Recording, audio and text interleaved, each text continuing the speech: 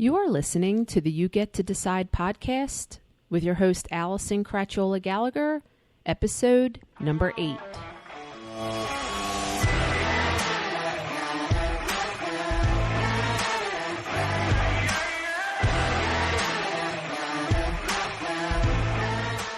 Welcome to the You Get to Decide podcast. This is your life and business coach and host, Allison Cratchola Gallagher. I help all you high achievers out there feel content and confident so that you can feel happy now. Then you're just going to go out and create the life of your dreams faster. Through my journey, coaches have helped me completely transform my life, and now I get to help you do the same. Every week, we're going to talk tools, tips, and tricks to help you take consistent action based off the life you want. Because you really do get to decide your life. And I am here to remind you of that every week. So let's get started.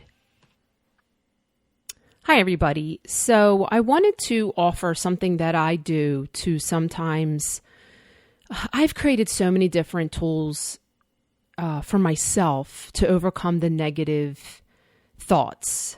And I believe that maybe it's delusional or I'm completely wrong, but I believe that some people our brain has a negative bias. That's been proven that it's going to go to the negative percentage-wise well over going to any positive thoughts. Our brains just have a negative bias. It's just the way it works. But I believe that there are some people that maybe it's chemical makeup, genetics, I don't know, but I do believe that some people have a heavily biased negative brain more than others. And I believe that I am one of those people. So if this sounds like you, and I believe that can be connected to depression and other things. I have gone to very extensive lengths to override the negative thoughts before it actually hit me that I get to decide. The things that I've done to protect myself from my negative brain, that could be a podcast in itself. But one of the things that I've started to do that is pretty simple, I wanted to share with you today.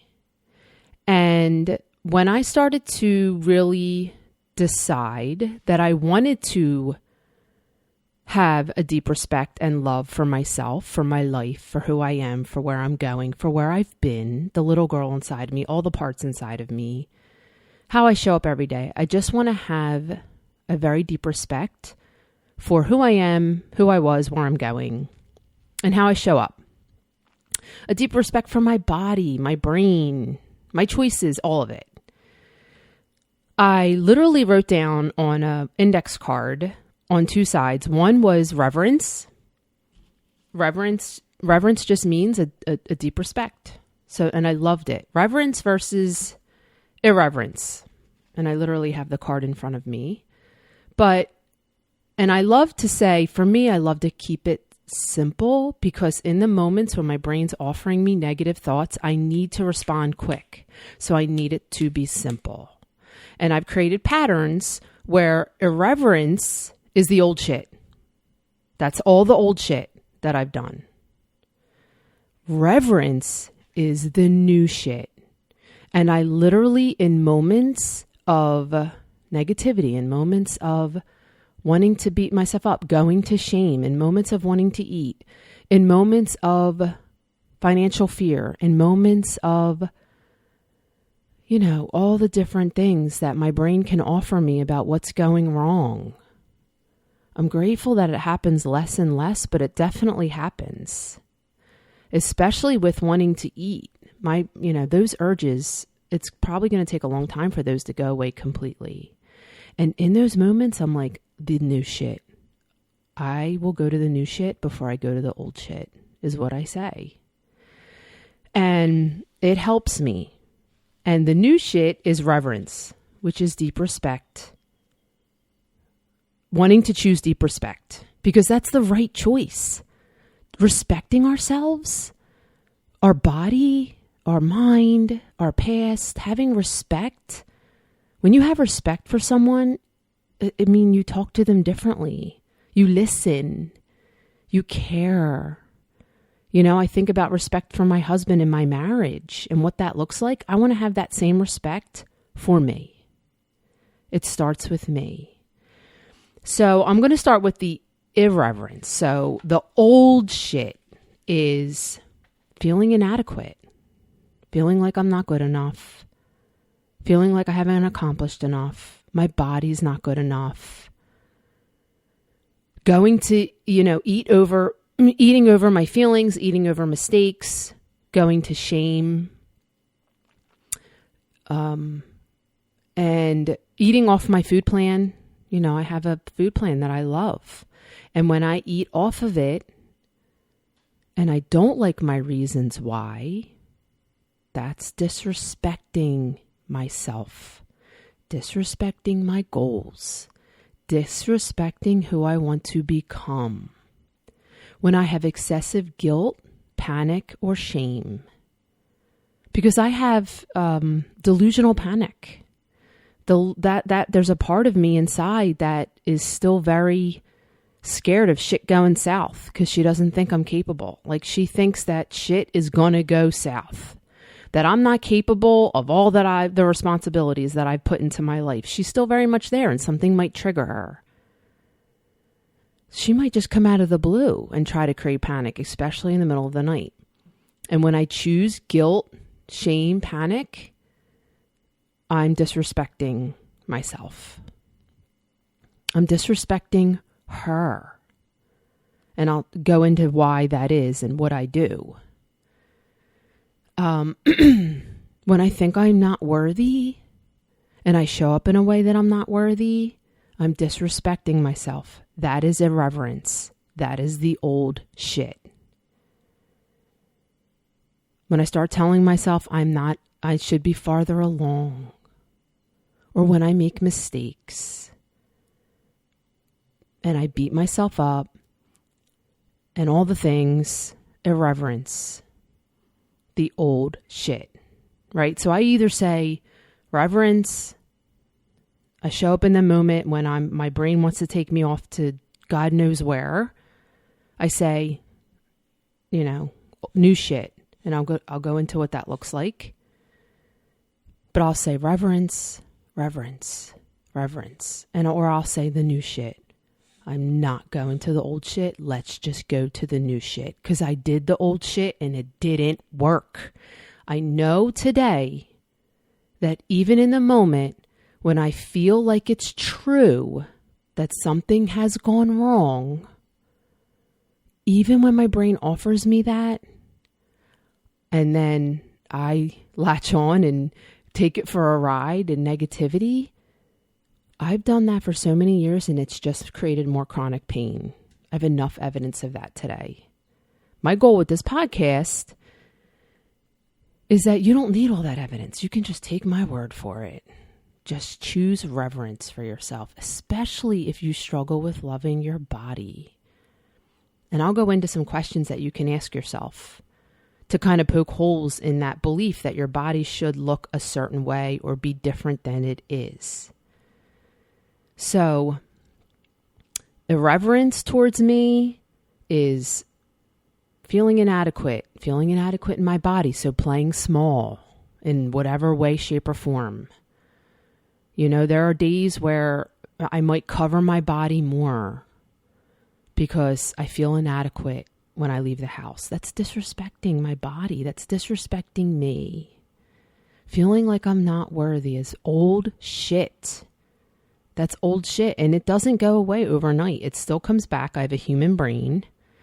But I want you to know, when your brain offers you that, choose again and make it simple in the moment so that you can move as fast as your brain moves. Our brain moves so fast. Sometimes it's hard to keep up. And that's why we end up down the road again of bad patterns, bad habits. And we're like, we did it again.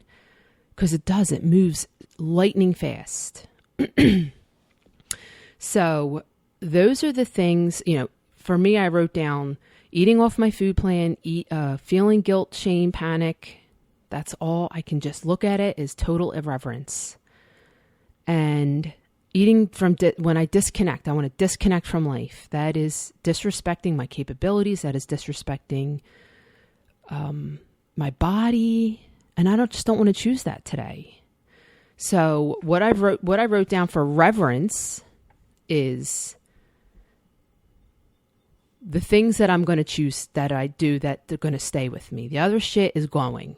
Okay. Old shit is gone. What stays for me and my reverence, for me and my body, is deep respect, is feeling enough. Feeling enough and feeling true self-love. This is the new shit. And I just go, right now, I'm just going to choose the new shit. I'll go to the new shit before I go to the old shit. Space to make mistakes. And having my own back when I make a mistake. Loving myself through it. Being my own best friend. Being my own best friend. Being there when she needs a friend. Being there when she needs support, when she needs extra love, when she needs parts of me that need to be heard.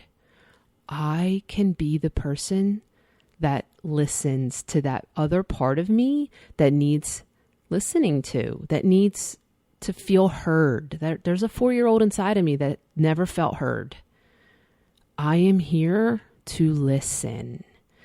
And when you practice these things and you practice and you get good at it, you might not even have to get good at it to really feel my body is flooded with warmth, safety, love, like vibrations coming from warm, safe feelings when I talk about this.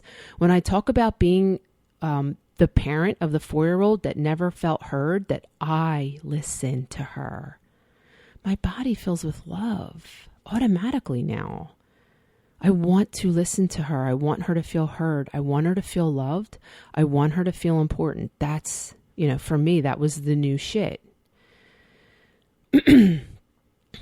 So connecting to me, and, I did a podcast on decisions, having my own back in the decisions that I make, not living in regret.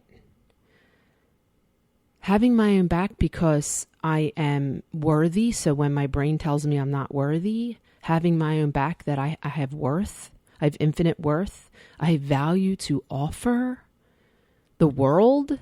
So it's really very much connecting to me when I don't feel enough, when I feel like, I get triggered with money. So my brain's like, you're running out of money, going into sufficiency or safe. Just reminding myself I'm safe. There's a part of me inside that is triggered from generational spending in my family. And so she's scared that that's going to happen to us too. Bankruptcy and all those things. And so I connect with her. That's the new shit. I'm not going to take that panic and run. I'm not going to believe it when my brain offers me that something bad is happening. I go into sufficiency. I go into reverence and deep respect for me, my life, my choices. And I say, no matter what happens, we'll be okay. I have my own back. We'll figure it out. And I calm myself down. This is being my own best friend. This is reverence for my life, myself. This is the new shit. So what I actually do, my action steps that I take is when I start to feel anxious or a negative feeling in my body coming from a thought, right? And maybe I can't stop the thought. I put my hand on my heart. Where do I feel I do 2 different things. Well, I do several different things. But I'll put my hand on my heart and I say, you are okay. You are safe. You are enough right now. And you have to pause. You have to slow down. You can't calm panic in a panicked state by rushing. It's not going to happen. You have to check in. Why do I feel like shit? What are my thoughts? Write them down. Like a lot of my thoughts I do know, But, every new level, new devil. So when I get to another level and the capacity that expanding my capacity, there's might be new thoughts that are offered to me to trigger me. So I do have to check in with journaling. But I put my hand on my heart, being my own best friend. You are okay. You are enough. You are safe. And when I feel discomfort, when I feel fear, panic, anger, resentment, whatever those toxic feelings are, embarrassment, shame, and there's more, but those are like the top, I think, especially for me. I say, where do I feel the discernment in my body? Where am I feeling this? Sometimes it's in my face. Sometimes it's in my right arm. I go into my body. This takes time. You have to pause. You have to slow down. Connect with your body. That is reverence. Respecting my body, respecting my life, respecting my well-being, how I want to function in my day, right? So this is worth the time, especially what stress does to the body. You have full capability to relieve your stress through these activities to a degree. You absolutely do. I mean, if I was at 100% stress for a lot of my life, I'm at like a 30 to 40% now. And that doesn't mean I carry 30 to 40% all day. That means the ebb and flow of stress is way down for me because I know how to manage it through my mind, through my touching my body, connecting, okay? So I put my hand wherever that discernment is. If it's on my shoulder, if it's on my arm, my face, my chest. Sometimes it's in your back. But do what you can to put your hand, connect with that uncomfortable feeling, the discomfort, wherever it is in your body, because our thoughts are creating our feelings. Especially it's a thought that you think is true, So if you have a thought that something bad is going to happen, whatever that worry is, or if you don't like a situation and it's creating stress or resentment, someone said something to you and you relive it in your head and you feel that resentment. Resentment for me is high up in my chest. So I put my hand there. And what I do is I say, you belong. You are loved. I say, you are important. What do you have to say to me? I hear you. Especially with that little girl inside of me who has fear, right? We're triggered. Why are we resentful? Because something inside of us is triggered by what someone says or does.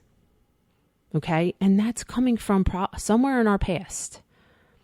Somewhere we're offended in some way, right? And I believe that that's something that's unhealed in us because people can say a lot of things to us, but certain things trigger us. Certain things create resentment. Well, that's just a message from a past self that's not healed in some way. That's my experience. And that's from a lot of what I've read in books. So there's a part of me that's resentful, especially if someone questions the type of mother I am. My God, one of my biggest goals in this world is just to be the mother I want to be, to be so present for my daughter and, be everything that she needs so that she's doesn't feel unworthy, doesn't feel broken, doesn't feel unheard. Well, when I had this happen to me, that someone said something to me about a choice I made as a mother. And it was ridiculous. The discussion was ridiculous, but whatever. You have a lot of ridiculous discussions. And she judged my choice and basically said, it's because I don't want to be a mother. And man, let me tell you something. The rage that I felt I haven't felt that level of rage in a really long time. And I was able to process it. And sitting there, I just was like, this has nothing to do with me. I know that I'm a good mom. I know why I make the decisions I make. This is not about me. This is about this other person. And I was able just to process it sitting in a room full of people and just, manage my mind through that resentment. And then I did carry it. But over time, I processed it because I know what comes out of other people's mouths is not a reflection of me. What's a reflection of me is how I hear it. And so what I heard was, yeah, you're not a good mom. And I don't want anyone to think I'm not a good mom. Well, people get to think whatever they want to think. My relationship with my daughter is between us. And as long as she thinks I'm a good mom and she understands why I make the decisions I make and my husband understands, that's it. I mean, really, it's just between me and Julia. That connection is the most important thing, not what other people think about how I mother. No, that's when you get into trouble, worrying about what everybody else thinks. Like the last podcast I talked about was decisions. If I went to other people about little decisions on how to be a mom, I'm not going to show up authentically for my kid, So people get to decide and think whatever they think about me being a mom. I was triggered out of my insecurity. It literally has nothing to do with what came out of her mouth. What came out of her mouth was about her. But I had to sit in that room with a lot of people in that room and process it and manage my mind and feel through my feelings. Now, I didn't put my hand on my heart or any of that in that moment. I could have gone to the bathroom and done that. But there is something inside of me that it was triggered. That's it, right? And so you're heard. I could just be like, you're a good mom. You're safe, right? Because when someone says something harsh to you, you may not feel safe, right? And so I just say you're safe, you're loved, you are perfect just the way you are enough, right? Especially if you're feeling doubt as a mom and then someone triggers you with what they say. My gosh, right? But the first thing you can do is just connect with the feelings, the uncomfortable feelings, and just pause. If that conversation is staying with you for days, just sit and put your hand on your heart. Figure out where the stress is actually living in your body, because everybody really is different. There's times where it's gone down my arms. There's times where it's in my face. There's times where it's in my chest. There's times where it's in the center of my body. And if you're having trouble connecting with your body, I'm going to do a whole podcast about this, but I do want to share one thing that someone had me do is, if you're having trouble connecting with your body, just go inside and just feel your pinky inside your body and your knee and your elbow, and just feel from the inside that feeling, to just exercise connecting with the inside of your body, especially if you've never done this before and you feel like your body, maybe you have a belief that your body is not a safe place to be. I think many of us have that belief, and I had that belief for a long time. And then I worked through a lot of things, and now inside my body is literally the safest place on this planet. Literally the safest place, because it's what I can control. So putting your hand on and having your own back and comforting yourself, talking to yourself, you belong, you're enough, you're safe here. It is so powerful. And this is reverence. This is deep respect for yourself, for your goals, for your past self, right? Because if you're sitting in regrets for decisions you've made, be there for that person, be there for her or him that made those decisions. Know that they made those decisions with that was the best they could do in those moments. And maybe that's not who you are. I mean, I made so many dumb mistakes. And I carried shame for so long. It doesn't serve me.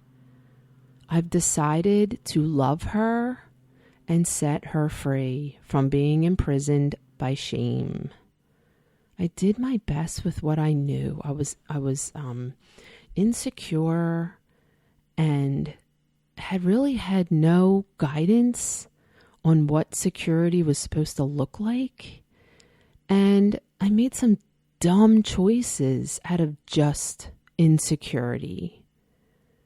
And it helps me hold space for people that show up insecure today. If someone's going to attack me for the type of mother I am in like a side slur, they have some type of insecurity inside of them. And I want to hold space for them. I have to process where I'm triggered, but I want to hold space for someone who thinks that that's, I don't know, okay to say to another mom. You know, I feel bad for them. And I can do that because I've held space for my mistakes. And might be the things that come out of my mouth today that are not so nice, right? Or that are a reflection of me and my insecurities. So I want to hold space for myself, and that helps me hold space for others. So these are tools that maybe can help you move towards the direction of making small changes, of healing, of loving yourself more, of knowing that it's okay to choose just to decide you are enough. And I call it the new shit and the old shit in those moments. And I say to myself, right now, I'm going to turn to the new shit before I turn to the old shit. And that's holding space for myself, feeling through my urges, talking myself through my urges. If I give in to an urge, being there for myself, right? When I am having a bad day and I'm short with Julia, I pause. I'm present in the moment. I apologize. Sometimes I share with her why I freaked out, you know?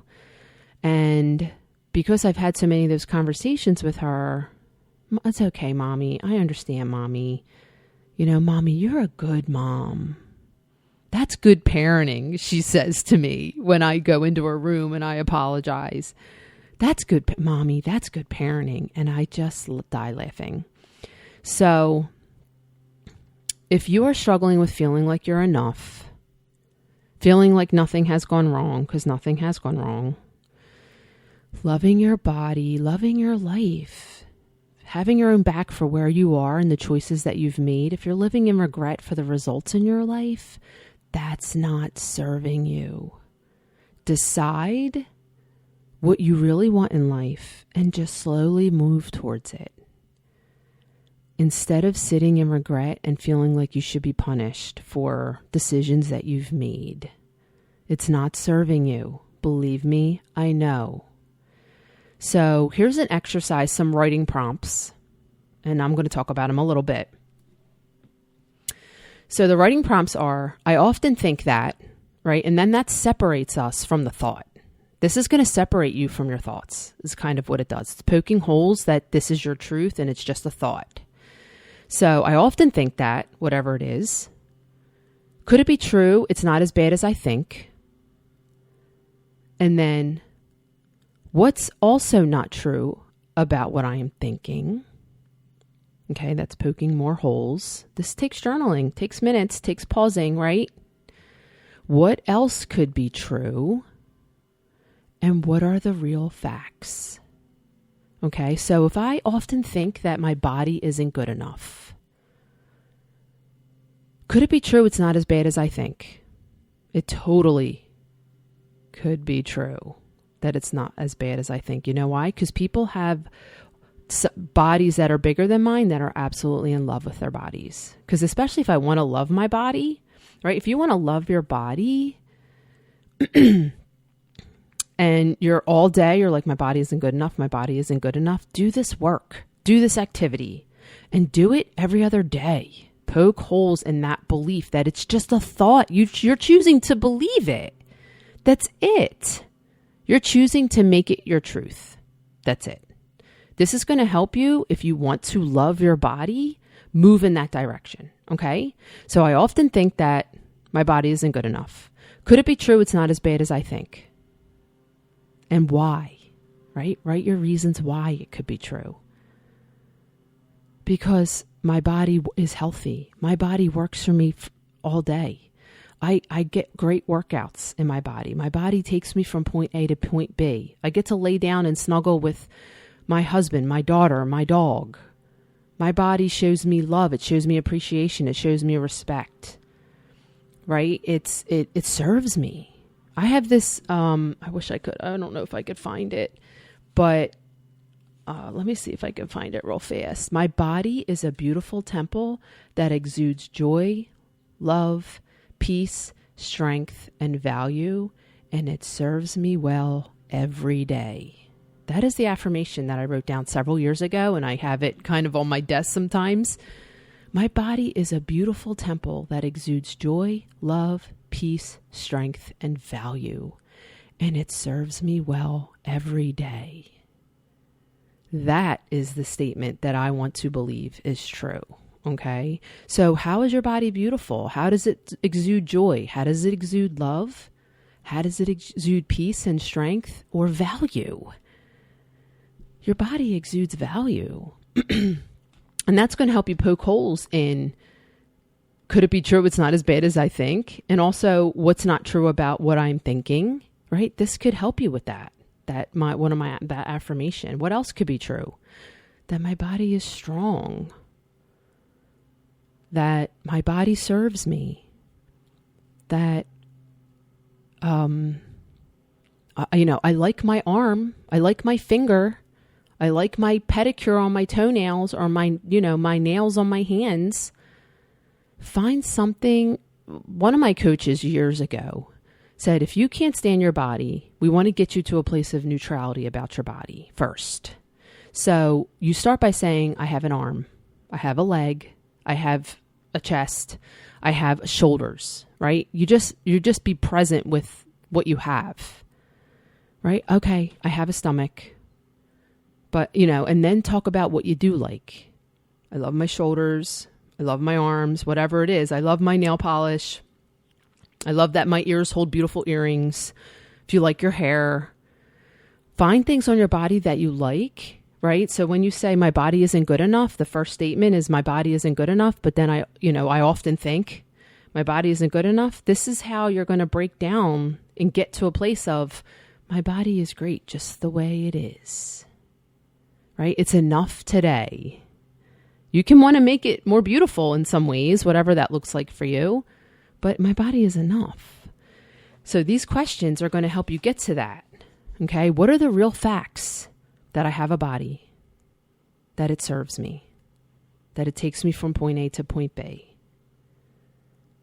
that it's healthy. I tell myself that my body loves me, right? That's a part of my reverence. I love my body loves me.